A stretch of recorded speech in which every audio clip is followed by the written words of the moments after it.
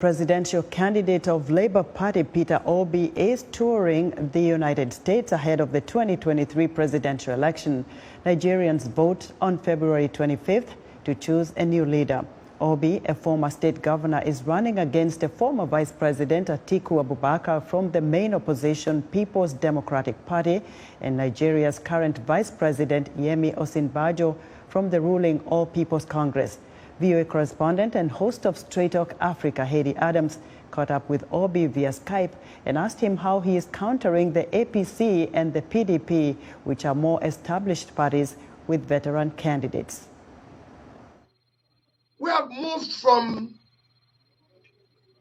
a once promising developing country to one now that is in a mess.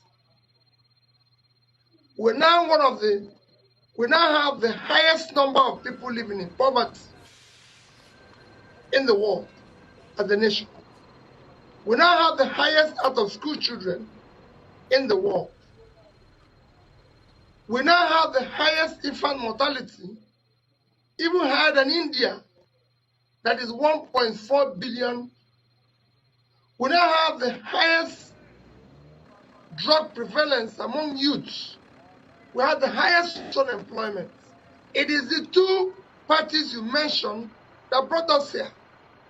So election 2023 will not be about tribe. It will not be about religion. It will not be about entitlement.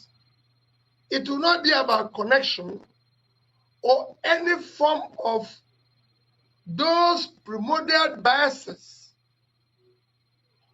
It will be about the character Nigerians can trust. It will be about competency. It will be about capacity and commitment to start turning around the Nigerian situation. Nigeria has long battled with corruption and impunity among its security agencies. This has hampered the country's ability to effectively crack down on insurgent groups like Boko Haram.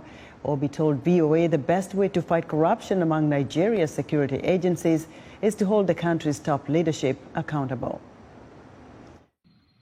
It's not only within the security agencies. It's all over the place. So you have to tackle it simultaneously. If the leadership, the politicians are not corrupt, the security agencies won't be. So what we need is to start the process of cleaning up the entire system of corruption. And that said, cleaning up or reversing the corruption, again, can be dealt with decisively if the leader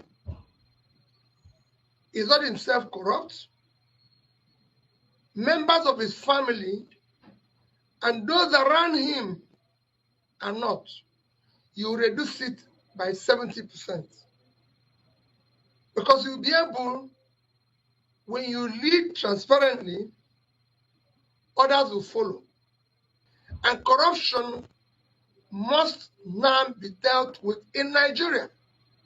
It's been too long where we're preaching it, where we're talking about it, without dealing with it decisively. On his U.S. tour, Obi is also visiting Atlanta and New York City.